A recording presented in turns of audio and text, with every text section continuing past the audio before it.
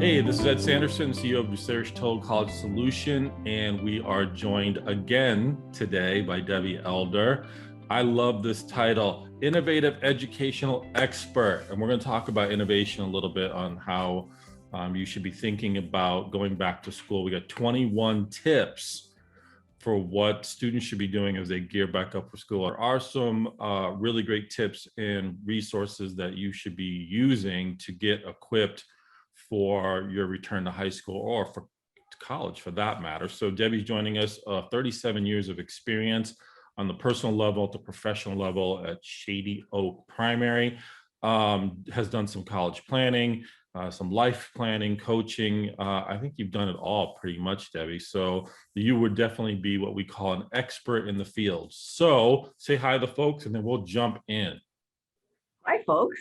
Thank you for watching. We're glad you're here. These are going to be some great tips. They're going to be short, very implementable so that you can make sure you're applying them to just have the best school year ever. And that's what Ed and I are hoping you can accomplish this year. So take notes. And if you need to reach out to either of us, we'll always be here to help you. The importance of pre-reading. What exactly does that mean? Yeah, this is one of my favorite tips, everybody. So what happens in classrooms is students show up cold. They haven't sort of got their head space ready for whatever the instructor, the professor is going to be teaching them. You have the resources, you know, you have a syllabus. Here's what I want you to do. I want you to pre-read the information before you step into class. Because what that does is it prepares your brain to absorb the information. The other thing I want you to do when you're reading is just jot down some questions. Because what teacher, and being a teacher myself, doesn't love when a student has really good questions? You're letting your teacher know and your professor know that you're engaged, that you care about the material, because if you care about their material, they care about you. Organization. It's pretty high on the list. That means it must be pretty important. It is, and I think it's the number one thing that I see with students, and I've taught and been involved with students from pre-K all the way to college. And if you're not organized, you're not very efficient. People walk into my house and they see my pantry and it's incredibly organized, not because I have OCD or anything like that. I just hate wasting time. I hate, if I'm sitting down to get to work, I want to be able to get to work. And so I like to have very organized workspaces, and I want the same for you. Take some time, it doesn't take very long, to get all of the things that you're going to need. Whatever you need, have it ready so when you're getting set to do a project, you don't have to run out to the store and waste time.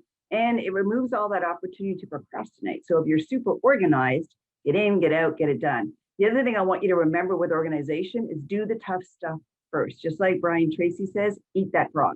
What that means is you want to accomplish the things that you struggle with when you first start to work on your homework or to do your studying so that you can be fresh and get that accomplished. Leave the easy stuff to later in your studying time. So be very specific about how you organize your time, not just your workspace. Let's talk about the importance of taking notes and strategically, why it's important to do that and do that well. Scoot back to the number one that we talked about, which was pre-reading. If you will pre-read and take notes, when you're in college, especially, the professor is going to simply augment what he's asked or she's asked you to read.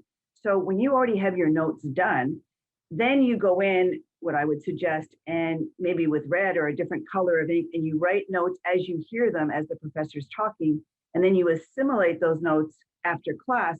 The goal being to learn in real time. I don't want you guys to ever have to study for a test. I just don't. I want you to learn it when it's taught to you and own it, just like you own your name. If you think of every day as walking into a pop quiz, if that's the mindset you have this fall going back to school, you're going to kill it. And so just learn what you learn each day and own it by the end of the day. There really is no right way. I know I have a lot of personal shorthands that I use. I would encourage you to develop those. And you don't need to write down everything they said. And if you know what's coming because you've done your pre-reading, note-taking is way easier. What's the difference between learning and engaged learning? So a lot of students show up and go through the motions in class. And I see this a lot in college. They roll out of bed, they're still in their, well, maybe their pajamas, walking into class, going through the motions, checking the box, leaving. That doesn't cut it. You can check the box all you want, but if you haven't put the information in, now you got a lot of work to do on your own. So you just wasted the time you were in class. You might as well make it worthwhile. I really like my students to be efficient in their learning. I want them to, when they leave my campus, they have no homework. if they use their time effectively.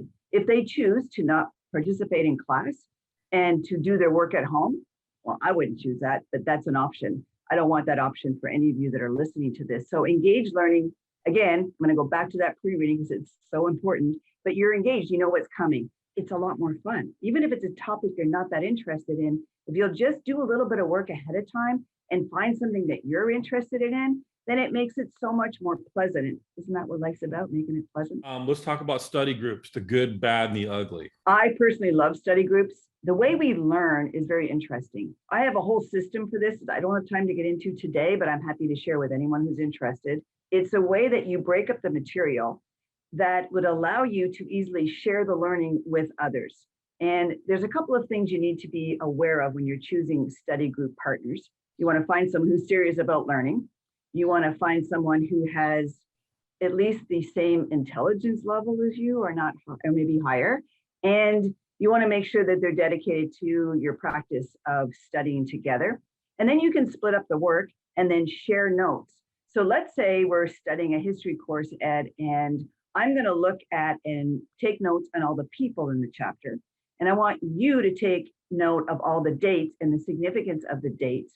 And I want Joey, who is our other partner, to look at the summarizing the bold headings and any vocabulary words in there.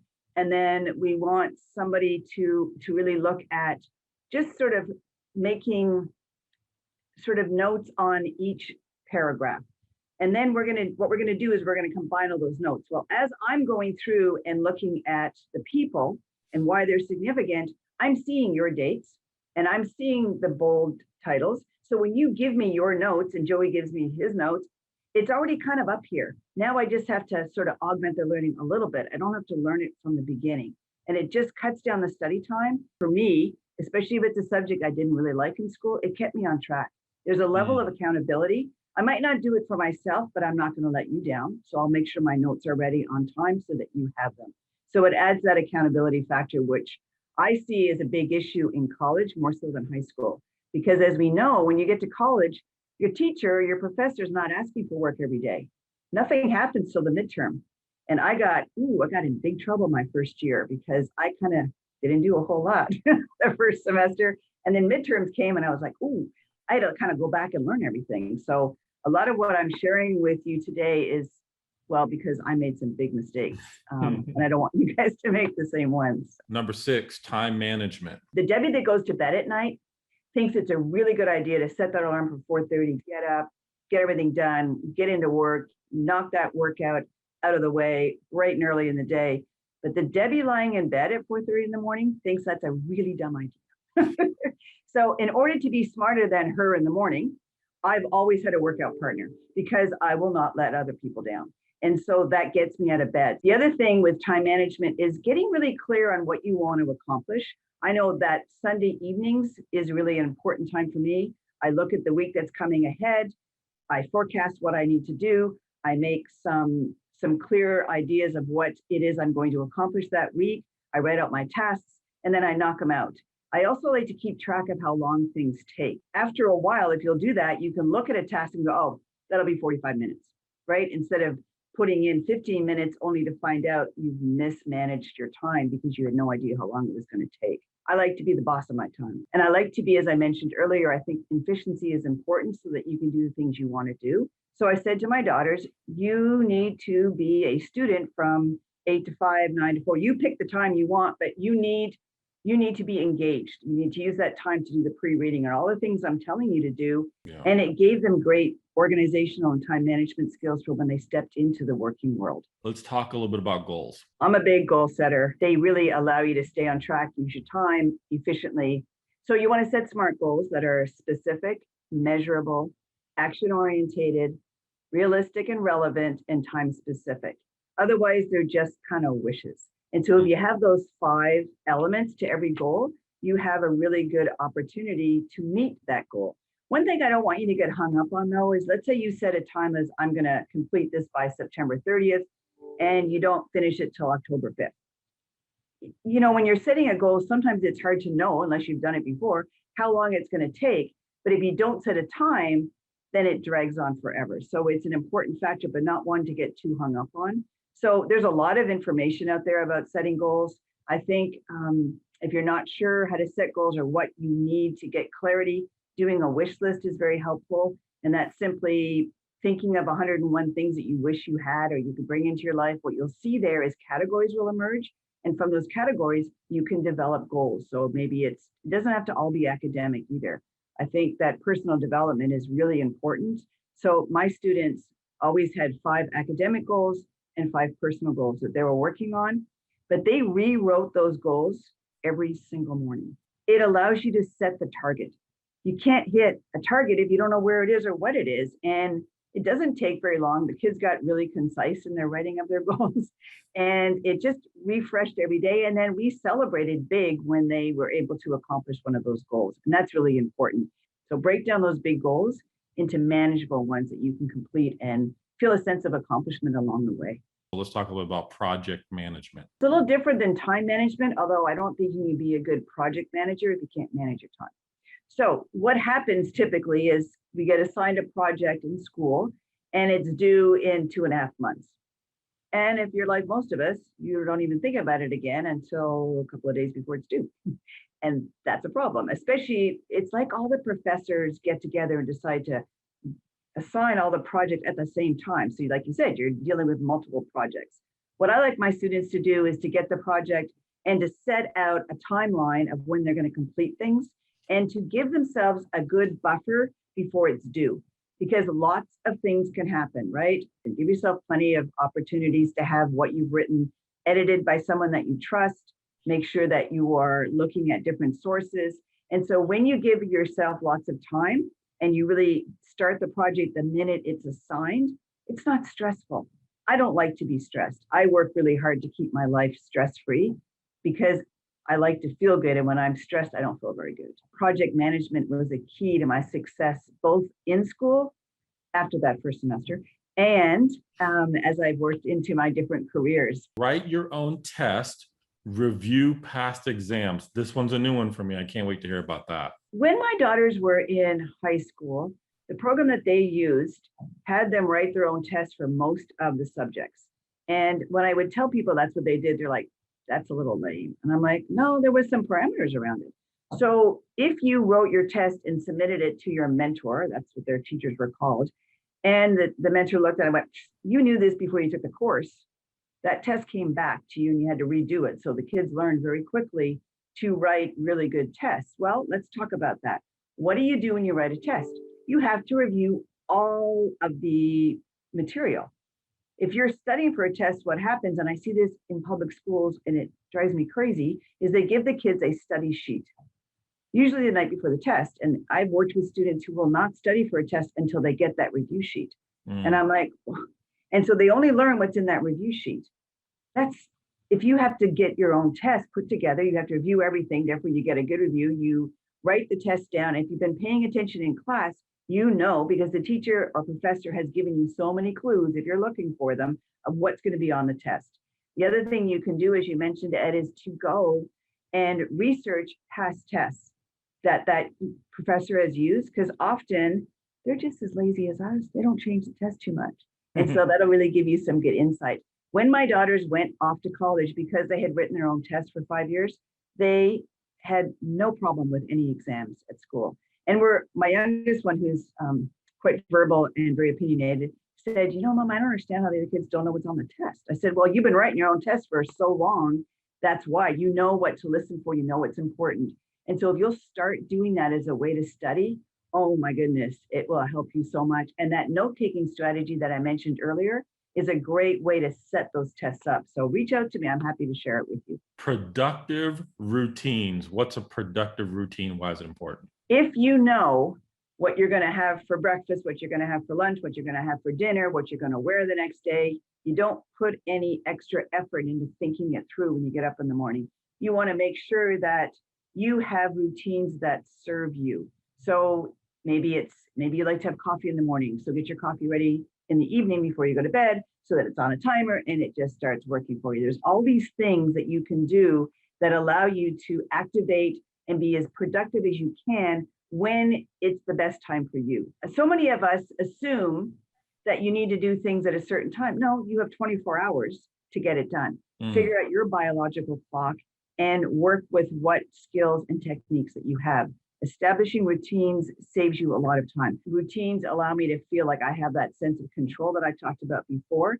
And the other thing I want you to do is I want you to reflect on the routines you're currently using. Are they serving you?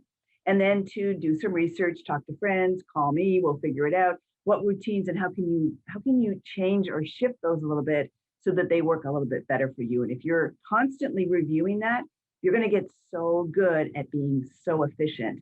And then you have more time to do what you really want to do. Let's talk about mindset and self-talk, which is number 11. Self-talk is that little voice in your head that is always commenting on what's going on in the world right now. And I know as you're watching this, you're saying, wow, Debbie and Ed, they're awesome. They got such good information. The next one.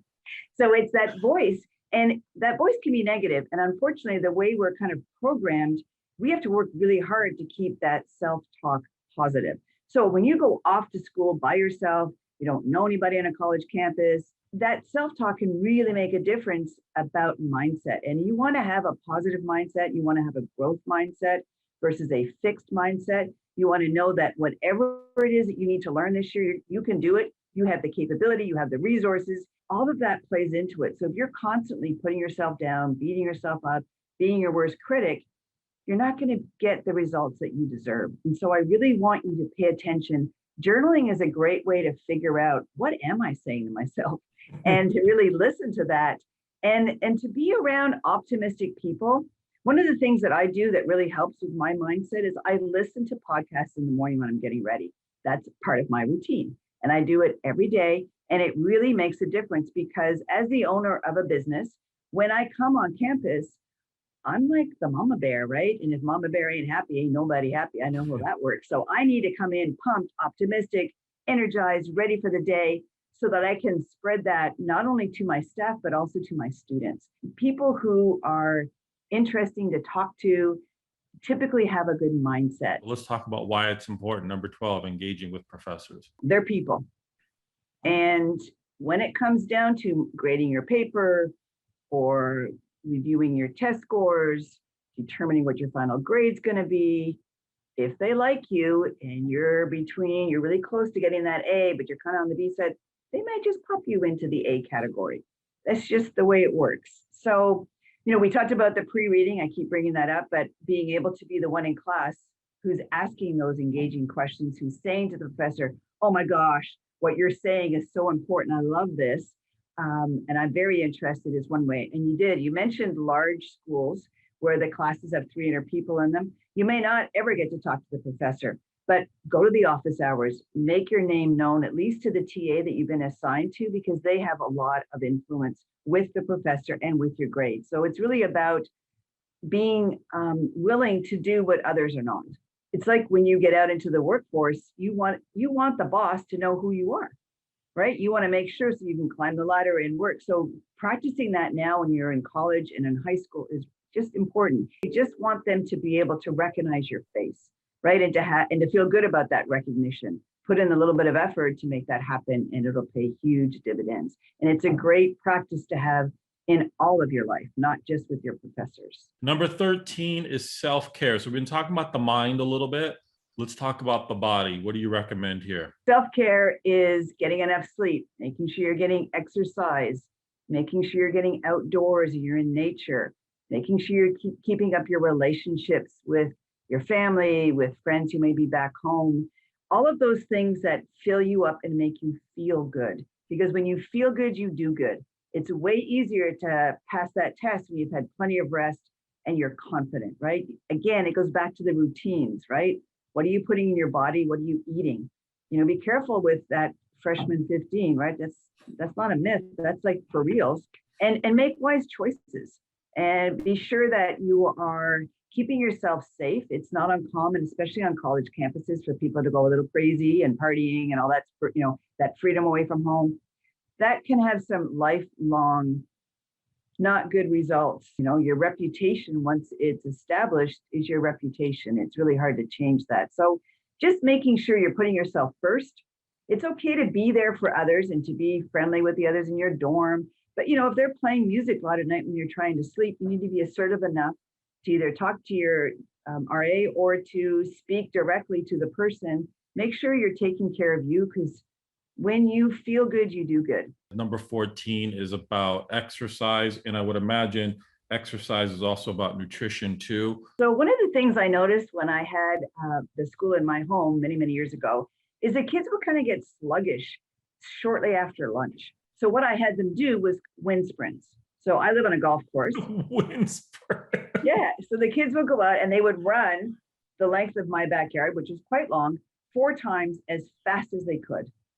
And it oxygenated their body. And all of a sudden they woke up, they felt really good. If you're going to stay in your college dorm room, you have no windows and you're just working, the body can't perform. It's like a machine, and you've got to make sure you've got the right fuel in your machine. You got to make sure you're maintaining it, and you got to make sure that you're running it. And picking some sort of exercise, I would really prefer that their exercise is, a gym is great, but if you can walk, run, be outside, keep that body as a well-oiled machine so that your mind can do its job. Finding something that resonates with you, that will allow you to keep your body in motion, is really important. I don't want you guys to get lazy when you go off to school, because a lazy body is a lazy mind, and it's harder to learn when you're lazy.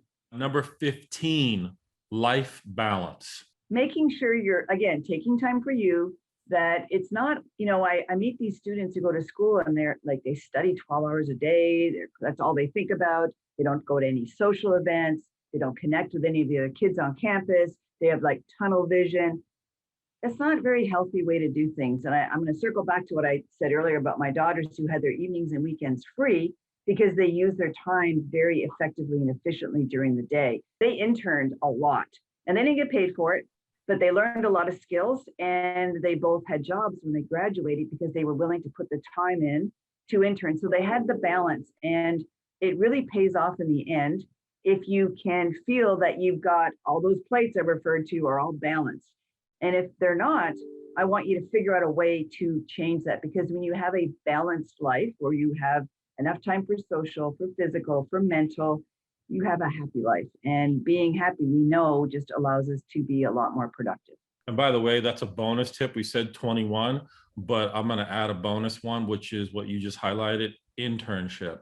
Go get some practical experience. It will pay off dividends in relationships and opportunity. Make sure you guys are doing that.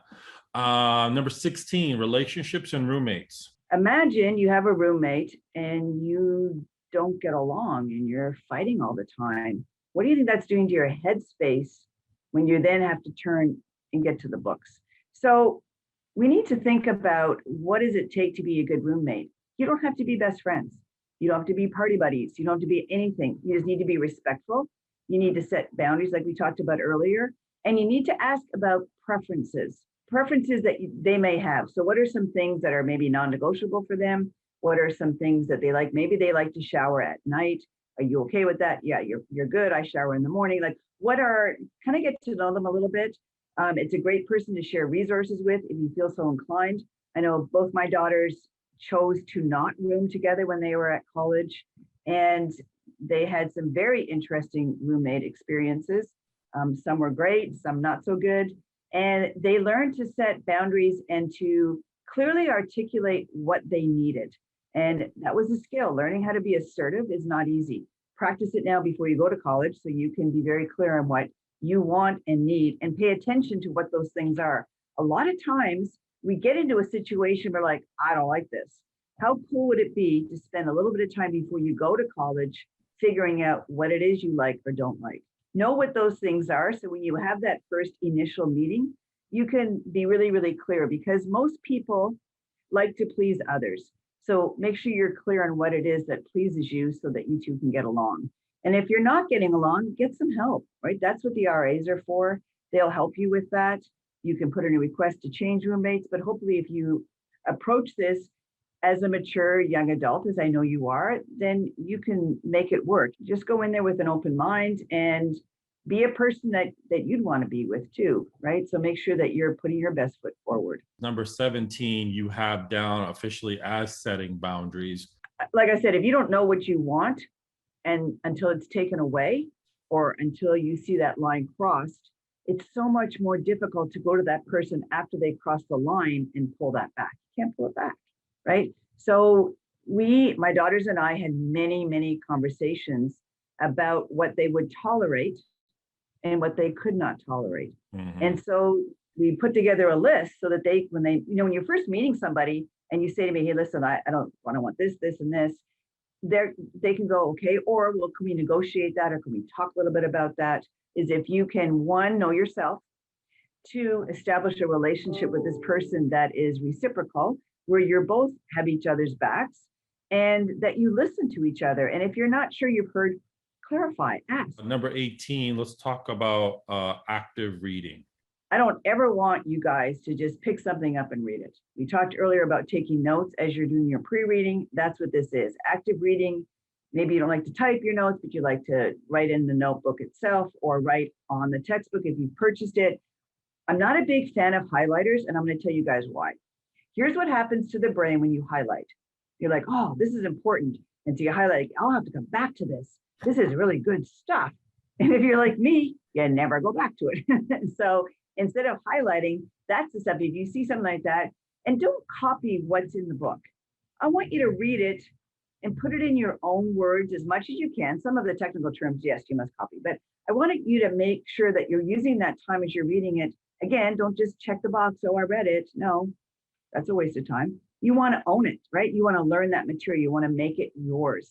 And one of the ways to do that is by actively reading it. So you're not just sitting in a lawn chair or in a comfy chair or in your rocker reading. You're at the desk, you're reading and you're taking notes and you're marking things that are important. And you're also making associations, because that's really important, Ed. As you're reading, you're like, oh, this reminds me of this other thing that I know. And now you've made that connection and it's wired and it makes the learning happen faster for you. So active reading is a really important tool. 19, we're going to talk about essay and report writing skills. If you went to a good high school and you had some chance to write essays, you had a good English teacher who taught you, that's awesome. That's not always the case. When you're doing report writing and essay writing, you need to make sure that you know how to cite your sources. You need to make sure you understand the format that the university will accept your work in. And there's a lot of technical things in writing. There's all different ways that people organize their work before they put it in. One of the tips I will tell you for an essay or a report is you never write the introduction in the beginning. Well, how can you write the introduction, Ed, if you don't know what you're going to say? Yeah. So you want to write your body first. You want to write your introduction. And then one of the things that I teach my students is your conclusion, is your introduction reworded? There's no Yes, that's exactly what I say. Yes. The Writing Institute of Excellence has some great tips, and one of them is to vary your sentence openers. It's not unusual for sentences to start with the subject, but if you can change it up and use like ly words that end in ing, maybe you start with the verb. Any way you can change the way that you introduce your sentences, it adds a lot more variety and it's a lot more interesting for your poor professor who's reading so many of these essays. The other thing to keep in mind is they must be neat. So when, if you're submitting your essay, just make sure you've cleaned it up, you've edited it, you've had somebody else take time to look at it, which is why when we talked about getting those projects, you give yourself a lot of time at the end.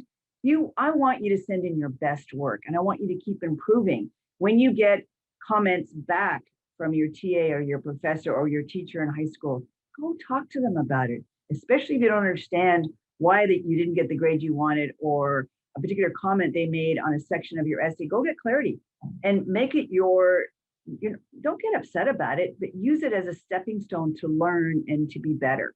So you want to invite that critiques as you get them so that you can learn from them, so you can continue to improve. That's the game. So essay writing and report writing is something that I actually like doing. I really enjoy.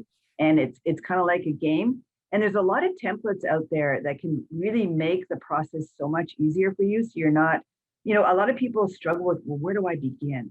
And so I've got lots of tips for that. If people want to reach out to me, I'm happy to share.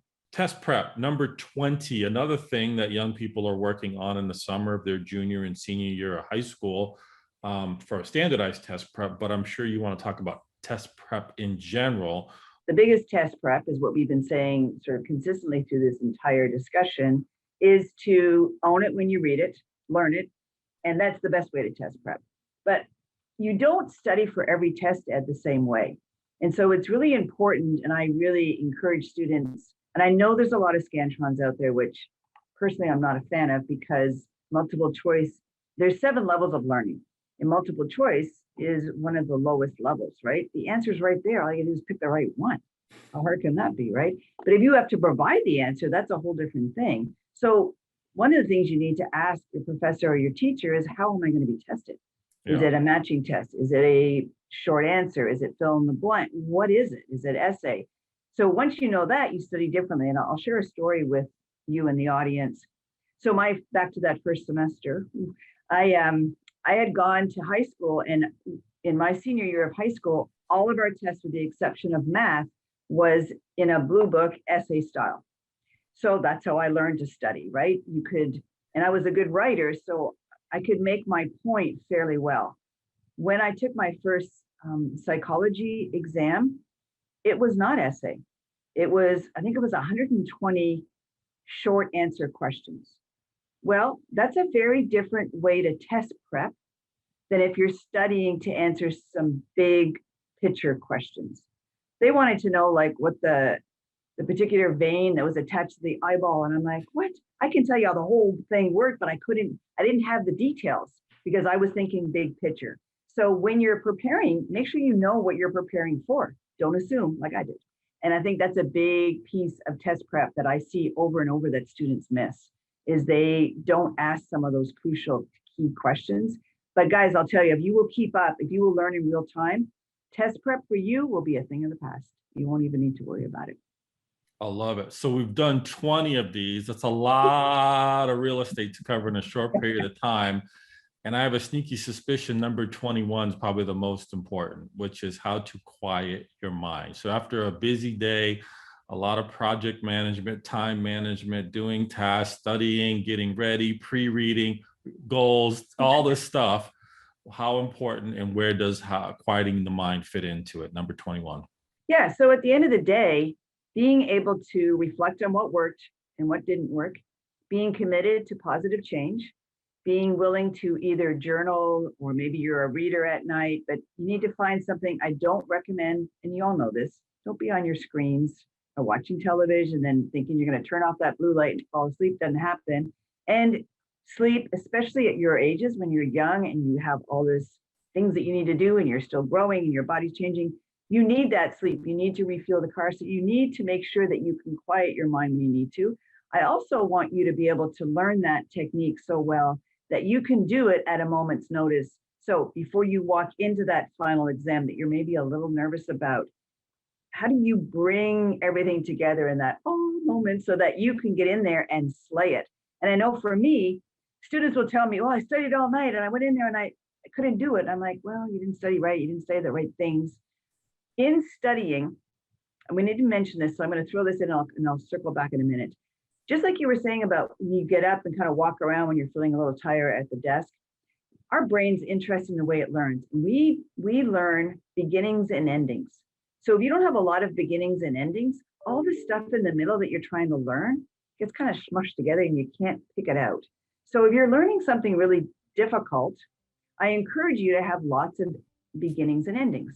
And a beginning could be, you get started on the beginning of the chapter, and then you learn some things, you take a pause, you get up, you go get a drink of water, you come back. If it's really important stuff, you backtrack from what you already were studying and have a new beginning. So there's less of that stuff in the middle that gets mushed up. So if you can, everything we've talked about on this conversation is going to allow you to have the opportunity to have a really good mindset that allows you to, when you need to quiet that mind and sort of to stop the noise. You know what I mean by noise, where it's all that chatter. You hear your mother talking to you, you hear your dad saying things, your girlfriend, your boyfriend, all that. How do you get those people out of your head so that you can focus and concentrate on what you need? So a lot of people practice meditation, walk on the beach, which I know you do often and where you live in California, a walk out in nature, any of those things. Figure out what works for you. Maybe it's listening to music. I know a lot of people like classical music or jazz, but just some way to take that space back and get all those other people out of your head. 21 tips, just in case you were counting, back to school tips and just lifestyle tips as far as I'm concerned. Debbie, resident expert, innovative educational expert. I love that title. Plenty of experience, personal and professional. I really appreciate you being on with us today. And by the way, you guys, I don't say this enough, so I got to keep saying it. Like it because it was brilliant. Share it because other people need to hear it, and then comment on it. Give us your feedback on what you think about what you've heard today and any suggestions or things we might have missed. We'd love to hear from you. Debbie, as always, appreciate you. Talk to you soon. All right. Thanks, Ed. Bye, everyone.